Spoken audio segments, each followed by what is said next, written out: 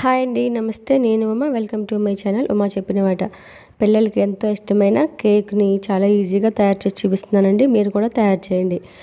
ఇప్పుడు ఒక కప్ తీసుకుని అందులో హాఫ్ కప్ వరకు షుగర్ పౌడర్ వేసుకుని, పావు కప్పు ఆయిల్, పావు కప్పు పెరుగు వేసుకుని మూడు బాగా కలిసే విధంగా బాగా మిక్స్ చేసుకోవాలి. ఇందులోనే ఒక కప్పు మైదా, 3 స్పూన్లు custard powder, half spoon baking powder, పావు స్పూను బేకింగ్ సోడా, చిటికెడు సాల్ట్ వేసుకొని ఇది బాగా కలిసిన తర్వాత ఇందులోనే ఒక కప్పు వరకు పాలని, కాచి చల్లార్చిన పాలని ఇలాగా కలుపుతూ మిక్స్ చేసుకోవాలి.